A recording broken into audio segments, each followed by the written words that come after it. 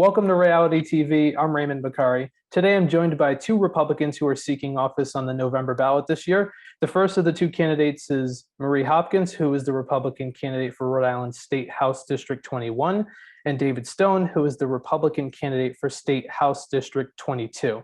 Both of the districts are located in the city of Warwick. Marie and David, how are the both of you today? I'm doing great. How are you, Ray? I'm doing great. Go ahead. Oh, David, you're muted. I'm also doing pretty well. Are you as well there, Ray? I'm doing great, and thank you both so much for giving me your time. It's less than 4 weeks until election night, so I can only imagine how your schedules are very busy right now, walking the district, so I really appreciate you both giving me your time. My first question, I'll start with Marie. It's a general one. So just so viewers know, where is House District 21 located in the city of Warwick, and why did you choose to run?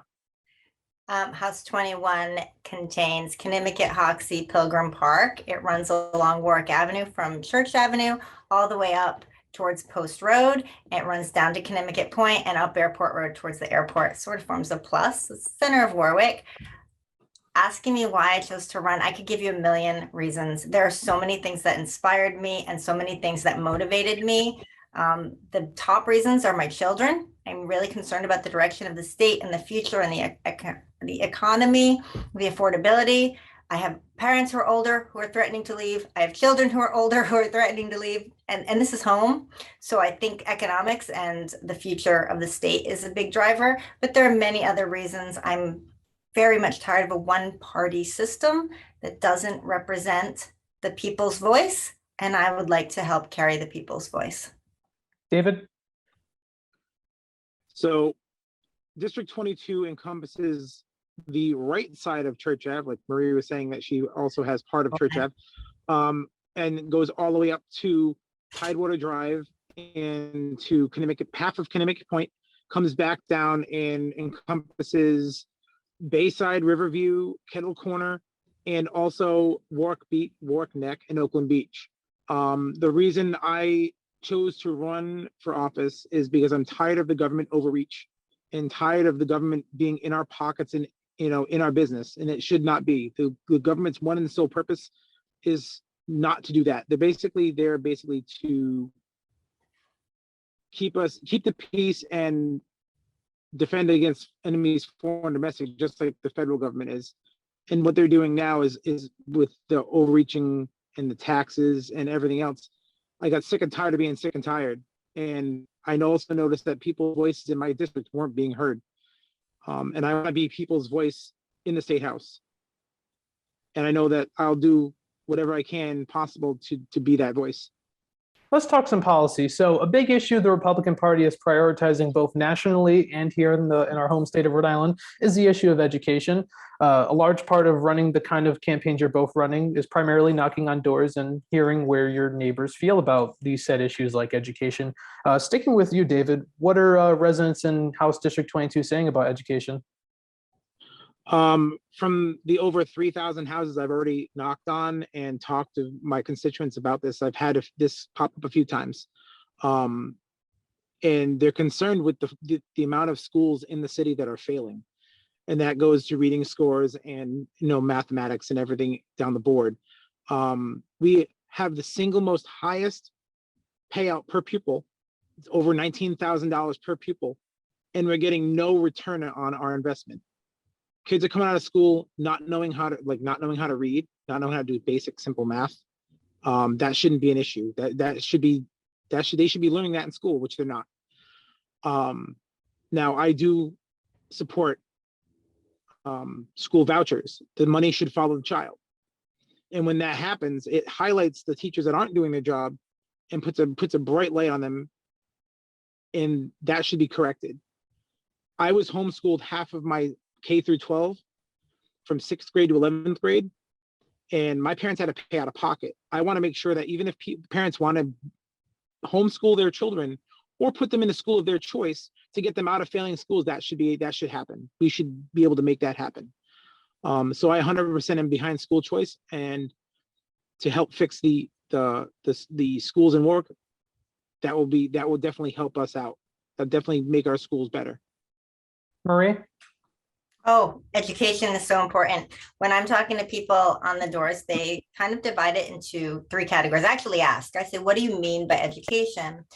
Because these three categories come up. One is some people are concerned about curriculum. Some people are concerned about failing schools and children that are not proficient. And some people are concerned about the issue in Warwick, specifically with the building of the new schools. And that one certainly doesn't fall under the jurisdiction of a state office. It's an entirely different conversation. So here in Warwick, it falls into those three branches, and people bring different concerns. Education is supremely important. My husband worked two jobs to put our kids through Catholic school. My son did attend public school for a period of time as well. I believe everyone deserves options that fit them and fit their families. School choice is very controversial, as you know. There are a lot of proposals, a lot of possibilities. There are models that work that don't take anything from the public schools. It doesn't leave them in the lurch or leave them in the hole. And I think that the time to have the discussion is now, because there are so many parents that bring this up, that they're not quite happy with what they're getting and how can we improve it. We need to have those discussions. We need to have those dialogues. We need to have some options for people. David, speaking of school choice, Marie just mentioned it and you talked about school vouchers. I hear different interpretations of this specific policy goal. Just to clarify, since you brought it up, I want to ask you, when you mean school choice, say, for example, does that mean me as a Providence resident, I'd be able to go to a school in Cranston? With school choice, obviously it's going to be where you can actually make it, like, say the school you're failing in, say like the school that's failing is in somewhere in Warwick. Okay. I mean, the busing system's still the same. It doesn't matter. Like the busing's gonna, that was the main argument with some people that I had talked to. It was like, well, if you do that, nobody's gonna be able to get busing because you're only gonna have so much busing for certain cities. But I don't see that as being an issue, because you're going to have the same buses in every district. You're going to have people from other cities using that bus line to get to the other schools in the districts that they want to move. Say they want to go to schools in your district. It's going to be the same. There's not going to be any difference. But what was the other part of the question too? Just pretty much clarifying what school choice means, because I was always curious. Say, for example, I live in Providence. Would that mean I'd be able to go to another district if my school's failing? That shouldn't be a problem. And I'm going to be straight out. I don't think that'll be a problem. Okay. I also, sorry, go ahead. No, go ahead. No, I was finishing. That's fine. Good. Gotcha. So school choice is just one of many educational policy goals I'm hearing from candidates running for office this year. I've also heard emphasis on universal pre-K, although usually it's mainly from the left, but the gubernatorial candidate, who's a Republican, Ashley Kalus, supports universal pre-K. Marie, I'll start with you. How do you feel about that idea? I think it's a popular idea with families that are struggling with childcare issues. They need a resource.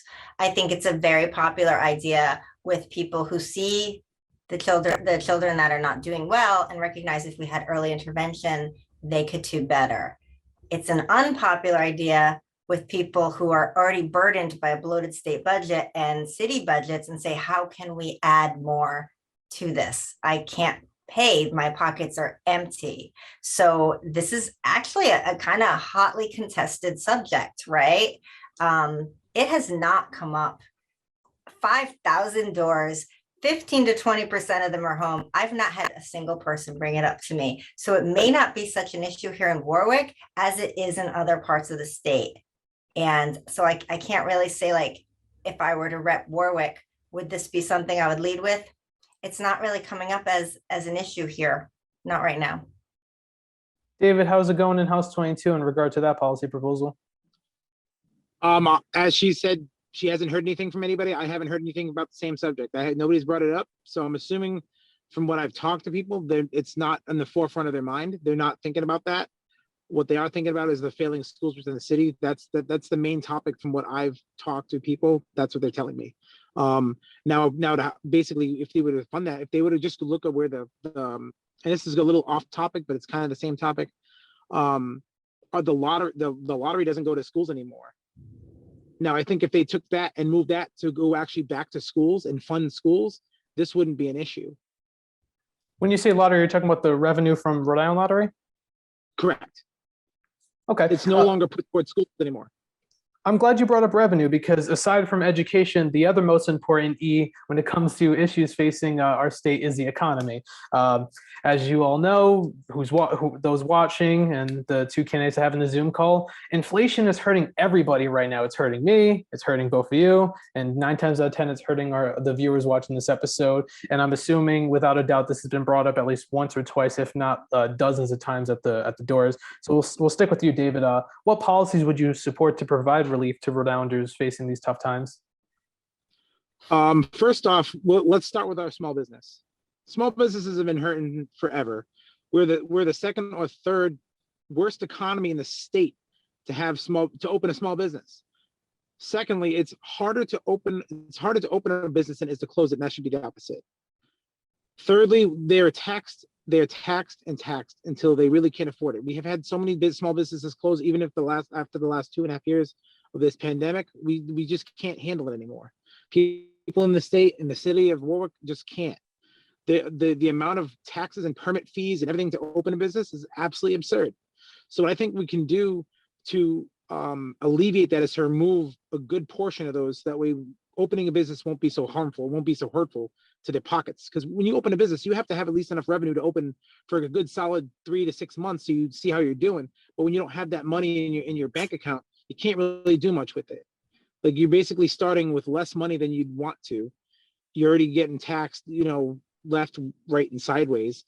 If you want, you can check it out on the SOS website. It tells you all the permitting fees and all of the licensing fees to open a small business, and it's roughly around $2,800. Right off the bat, having to spend almost $3,000 is a little ridiculous. The government needs to pull those back, and I think that us being in the House, I think we can work on getting that done for small businesses, doing that with the economy and food prices and everything. I'm glad they took down those the truck tolls, because that just hurts us even more. Because now that you have the trucks having to pay tolls, they in turn take that charge and put it onto the grocery stores, the department stores, and then they have to put it onto you, and that increases the prices for all of your goods. People don't realize that. And then the price of gas too. Gas isn't helping. They could have removed the gas tax. They didn't. It's been up for a vote, and they shot it down. Okay. Even that little bit of money off the gas tax would have saved a lot of money to the average taxpayer. The average person in a week probably fills their car up 2 to 3 times a week. And on average, their gas tank is about 11 to 13 gallons, if that, in a regular average car. So 35 times 10 is $3.50. You do that 3 times in a week, that's what, 350, 1050. I mean, it adds up. Every little bit counts. But when you're being constantly nickel and dime to death in this state, it's really hard to catch up, because you just don't have the money. But I think we can roll back taxes on businesses and the fees and the permitting fees to open small businesses. If we can get in there and remove that gas tax, even for just a little bit, so people can get back on their feet and try to just help the common man in our city, But that's not what they're doing so far, and I want to hope to get in the House and be able to change that. Marie, anything you want to add when it comes to the economy? Well, I mean, inflation is a national problem, right? It's coming directly from policies at the national level. And some people say international, but I think our federal government can control, and they're not. Their policies are harming. So the question becomes, okay, here in the state, we can't control the national policy, but what can we do for the citizens here who are hurting due to these inflationary pressures? And as David pointed out, one of the things that we can do is ease the burden. So we not only pay high taxes in Rhode Island, we pay superfluous taxes. We're taxed on our cell phones, we're taxed on our coffees, we're taxed on everything. Other states do not tax to that extent. In addition, we have fees for everything.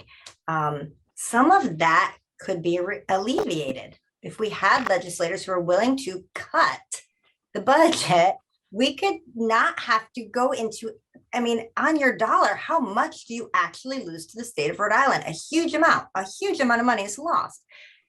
people ask, if you make those budget cuts, where do you recover? How do you keep up the programs? And that comes with electing people that are willing to take a hard look and cut the fluff and say, we don't need this, we don't need that. This is not good spending. Maybe no more backdoor deals, maybe none of the big raises, maybe some of those things that Rhode Island has a long history of doing could go away and people could keep their money in their pocket. That's what it's really about. You know, it's not about refunding $250 child tax credit bonus. Keep your money. It's your money. But we need to have legislators that are willing to do the hard accounting. And in regard to the overall economy, yeah, small business is the backbone of a healthy economy. And we don't have that here. There's 1,000 things wrong. But David made a very valid point. There are tremendous barriers and red tape and expenses just to even get the ball rolling. And that really needs to be looked at. We need to make it easier for people to get there. And that sort of growth, like all boats rise with the tide, right? We get small businesses going, the economy here locally might rise as well. So those are some of the thoughts off the top of my head.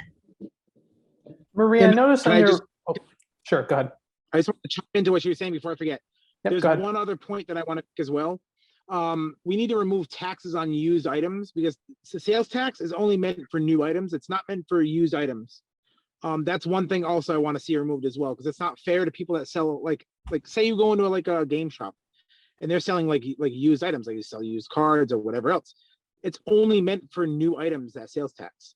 But what the state is doing is double dipping and taking from both. And that needs to stop. I agree. There should never be a tax on secondhand items. You've already, at that point, it becomes a tax on the cost on doing business, on the exchange. It's an exchange tax. It's not a sales tax. You know, if a car costs 50 grand and you tax it at 7%, and then it sells for 30 grand, you tax it 7%, and it sells for 10 grand, you tax it 7%. You've now made 7% of $80,000. If my math is right, that was really quick. But that's always bothered me.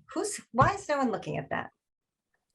What were you going to ask me, right? What I was going to ask is shifting topics a bit. I noticed on your website that you support term limits for members of the General Assembly. It's a very interesting topic. You were both in attendance at the debate that I was part of moderating on, and that question came up. So I'll ask you both about that topic. Marie, if they were to pass, how many terms would you favor? I would favor 2 4-year terms. Let it follow the presidential system. Absolutely. I take a very hard line on that. I'm kind of inflexible about it. I think it is supremely important.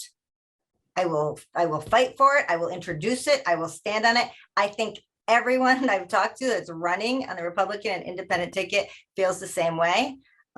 Maybe we never get that done at the national level until they fade away. I don't know. Maybe some new blood will get it done. But here we can do it. It is on my literature. It's so important to me. It's that's a hill I'll die on. We need term limits. David? I second that. I believe that it should be 2 4-year terms. I don't think that there should be any career politicians basically staying there longer than they're welcome, stealing our money and making, like I said, she was saying, like bad deals. That is ridiculous. There's no need of it. You're in there to do a job that you don't even do, and you're basically making money for the taxpayer. Look at that, and that's not just in the state level, that's at a national level. I mean, it's ridiculous how corrupt it is. So by imposing term limits, you lessen that likelihood of them actually being able to do that. Because usually the people that are doing it now, they've been there 10, 30 years. That's the deep corruption of the government. So I 100% I would sign on any bill, and I would put forth legislation to impose term limits. There's no reason why there should be 20-year politicians at all whatsoever. Sometimes there are politicians who are so in favor of term limits that they'll self-term limit themselves in the case that it doesn't end up passing. Is that something you could see yourselves doing? Absolutely. I would 100% be down with that. After I'm 50 years old. I do not see myself wanting to do this at 60 years old. I maybe have grandbabies by then or something. I want to make a contribution. I've always been a person who did some form of service with my life, some form of advocacy with my life. And this is what I'm doing right now. But it's not going to be the career of my life. I just don't believe in it. Will I term limit myself? as standing right here, yeah, I think so. That's my plan. Another topic, Marie, that hits close to home for you is healthcare. This is a big topic for you as a nurse. This may be a bit of a loaded question, so my apologies in advance, but what reforms are needed to improve our state's healthcare system? So I bring a bias to this with my particular type of nursing. I've done, some different kinds of nursing across the board, but my primary career in nursing has been psychiatric nursing care. That's mental health and addictions. And I started off in criminal psych forensics, which is the worst cases you can imagine, the most difficult cases you can imagine, and frankly, the most dangerous cases you can imagine. But I've also worked acute psych, as I said, addictions and other things. We have such a mental health crisis in this nation, in this state, which was only exacerbated by COVID. And it is not just our youth. It is not just our veterans. It is not just the elderly also have said they suffer from depression as well. It's universal and no one is grappling with it. Here's my problem. We're grappling with crime. We're grappling with homelessness. We're grappling with drug addiction, and we're throwing solutions and money at these three big problems. In a root cause analysis, the problem is usually mental health. So instead of just throwing more money at projects that have proven over 10, 20 years to not work, and the problems only are growing, let's actually start creating something that addresses the root cause, which I believe is mental health. I think we need, and I'll end it here, we need to bring back long-term care models. When I worked at one of the hospitals in Providence, people would come in on a Friday night, they come in crisis, we stabilize them, and they're out the door on Monday. We didn't really help that person, and we didn't help society, because it's a revolving door, right? So if we could bring back funded long-term care models, I think that we could make such an improvement. So that's my big thing. But in healthcare in general, I had a conversation with a man today. He's so angry about falling through the cracks and affordability and all of this stuff. And I said, look, I hear you. I get it. We're frustrated. We have some of the best healthcare in the world. It's still got tremendous room for improvement. There's so much we could do better, but we have politicians in charge of it. Why don't we have some healthcare workers in charge of it? The Republicans are putting up 4 nurses, I believe, an independent MD, an EMT. We could get some people up there that could make the change. And I hope to be one of those people. David, anything you want to add for healthcare? I'm going to be honest. I honestly don't know much about it. I'm not in that field. But I can agree with everything that Marie said. Like it sounds absolutely, every point she made is completely valid. The healthcare system is basically meant to just push people along, just like every other government run program. They hear pacify, push through. They don't really help anybody. They're just basically just pushing the buck onto the next person, basically. Like there's no long-term care. It's all just it's like I said, I can't repeat it enough. It's just here, the short-term care, get out of here, you know what I mean? And then go to the next person.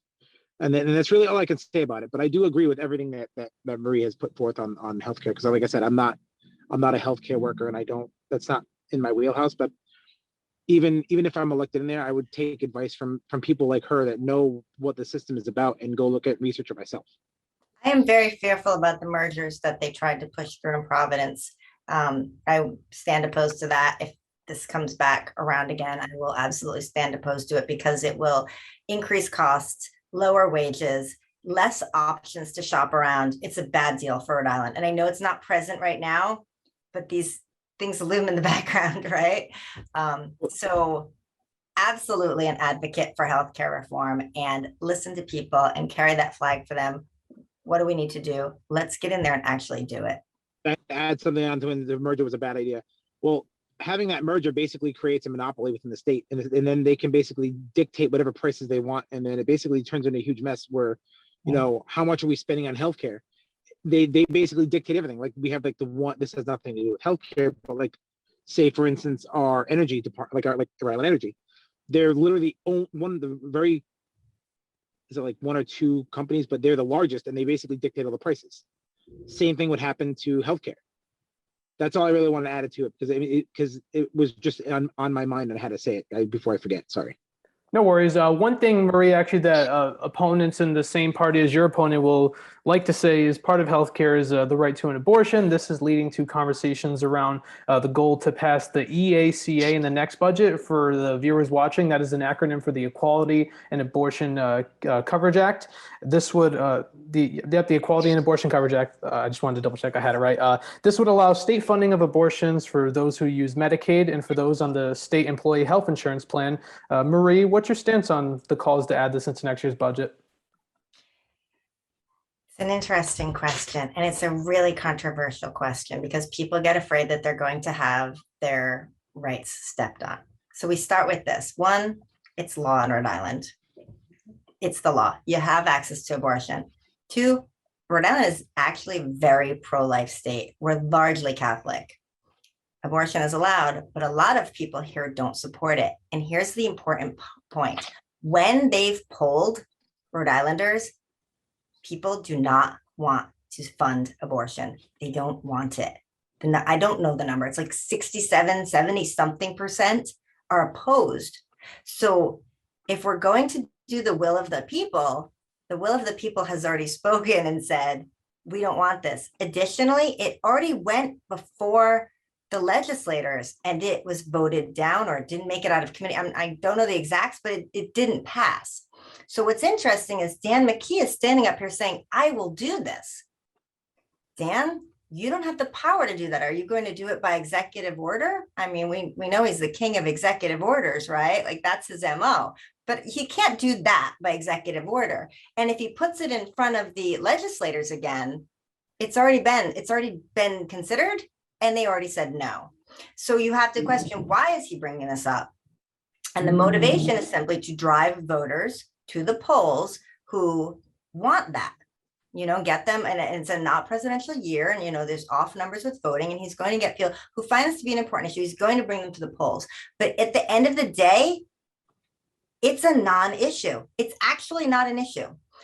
It's pretty much settled that the people don't want it. The legislators didn't pass it. The governor doesn't have the power to do it. Now, that said, if I get up there and, the people want that, then the tables turn, I suppose. But as we stand, it's not actually an issue that's on the table. And I saw one state running politician tweet out, reproductive rights are on the ballot this November. They're not. They're not on the ballot at all. I don't know a single top of the ticket to the bottom of the ticket. Nope. Republican candidate who has said that they want to change anything.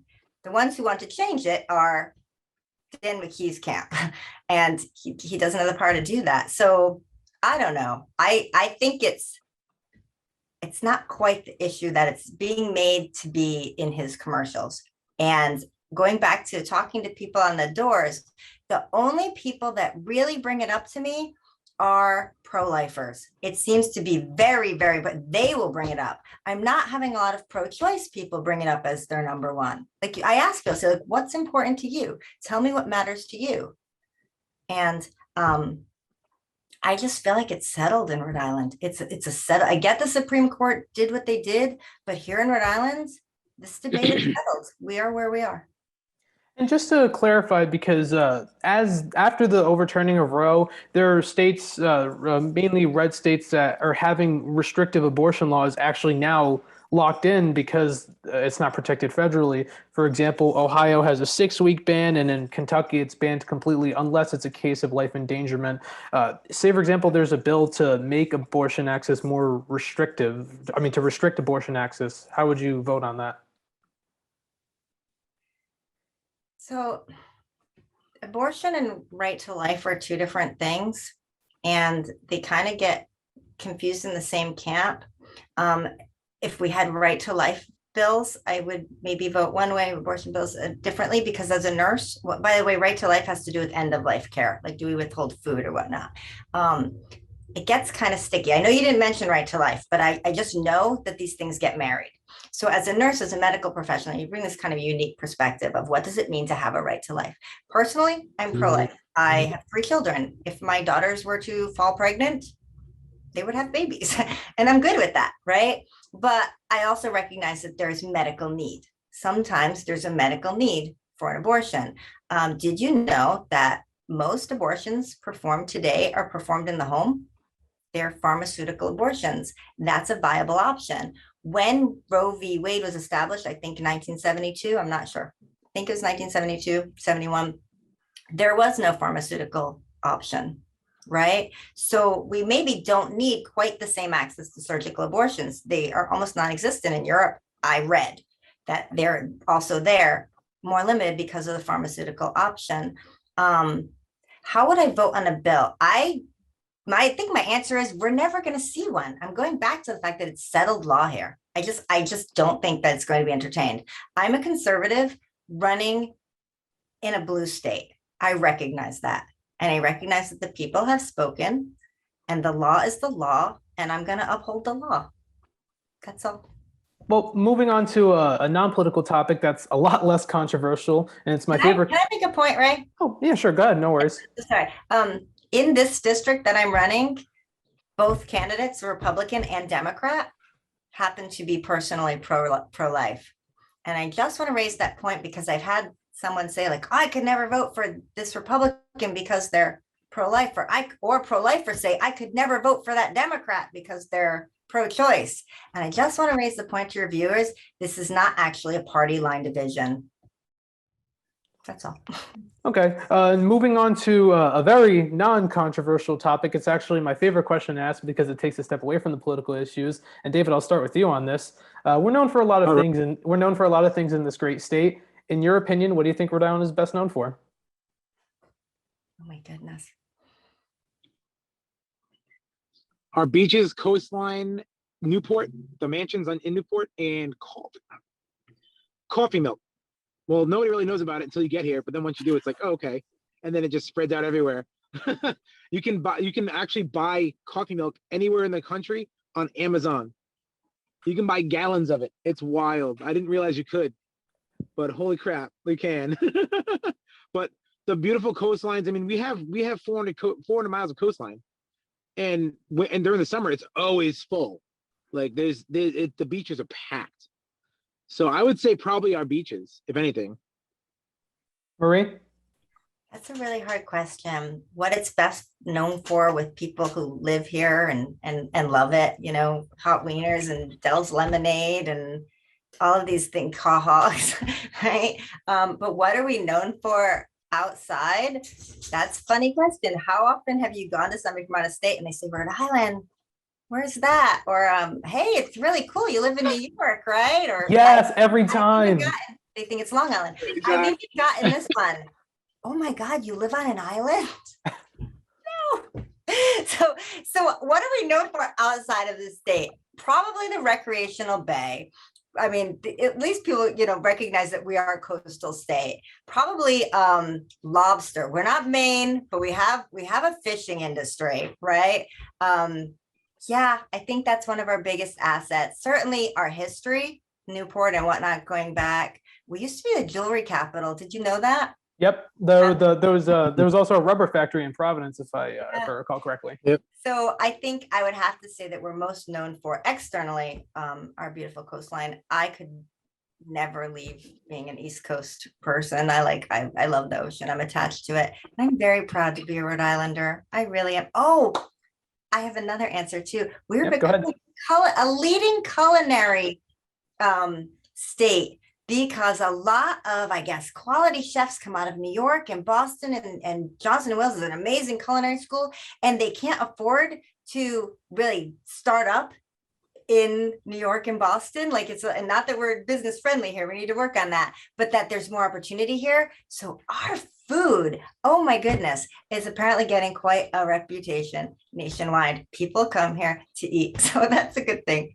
It's very true. Speaking of cuisine, I hate to put you both on the spot, but is there any go-to spots in the city of Warwick? I'm not really from that area. Oh.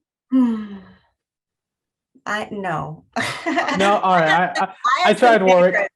I have some favorites that I like to go to. Okay. Very good. But I don't know. Like, if you're looking for good dinners, you really got to head into the city, right? But there's some great little diners here in Warwick. We have a couple places to get hot wieners that I like. I'm a traditionalist in that way. I'd rather have wieners and fries than a fancy. Do you get it all the way? No, I'm a meat sauce and celery salt only girl. Yeah. Oh, that's going to be a little bit of controversial take for cuisine. David, anything you want to add before we close off? Everything extra onions. That's the way you got to have it. Oh, There you go. So there's a couple. Me and my wife, we almost exclusively only go to small businesses in Rhode Island, or in Warwick rather, to go and eat. that's true. You do that. And I got a few places. Sophia's Tuscan Grill has the best pasta I've had anywhere. It's all homemade, and they make it. It's right on Warwick Avenue. And then we go to Jade Dragon. I introduced Marie to that place. The staff is amazing. The waitresses are awesome. We could go there right food now. is good. Right. And then I also go to Cozy Grill and Sunnyside for breakfast. They have really good breakfast. Prices are good, and the food is good. I've never had an issue. We go, like I said, we go everywhere small business. Like, I don't want to put my money anywhere else. I don't like to go to big places. I agree with that. Oh, sorry, David. Although there's it's fine. chain restaurants on Bald Hill Road, I never take my family to the national places. It's always local. Whether it's Providence or wherever it is, it's always that family-owned sort of a place. And gosh, we do have some great options. Mm-hmm. I think that's a great place. Go ahead, David. No, I'll let you get I last just word. went to Georgia. I just went to George's Pizza for earlier, and they're not bad. Prices are decent, and the food is good. And my wife got a cinnamon, what is it? A cinnamon roll pizza. It's Really? just a dessert pizza.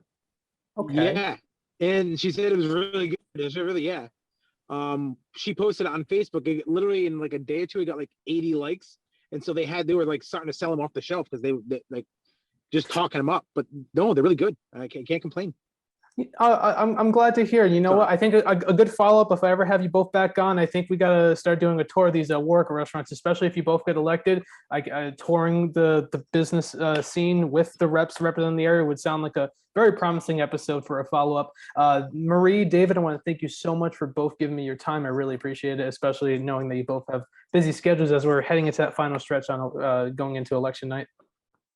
Thank you for No having problem. us. And Yes. you are doing some incredible work. I love following you. I'm paying attention to your stuff. I think you're really going places, Ray. And I appreciate the opportunity. Thanks. Absolutely. I appreciate the screen time as well, man.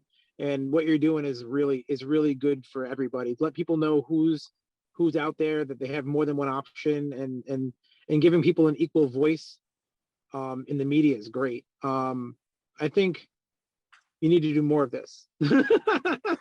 I have a point to add. I have had some opportunities with some media, and I've really said, no, I'm going to keep it local. I'm running this race between me and the constituents here. I'm not going to get into statewide media, and I've been invited. But this is different because you've got that homegrown format, and I just appreciate that so much. Thank you, and I appreciate you both for your kind words and giving me your time. And absolutely, you're always welcome back on, as is anybody that I've had on the show. And thank you for watching this episode of Ray-ality TV. If you want to see future episodes as soon as they're posted on this channel, please click the subscribe button down below and the post notification bell icon to the right of it. I'm Raymond Bakari, and I'll see you on the next episode.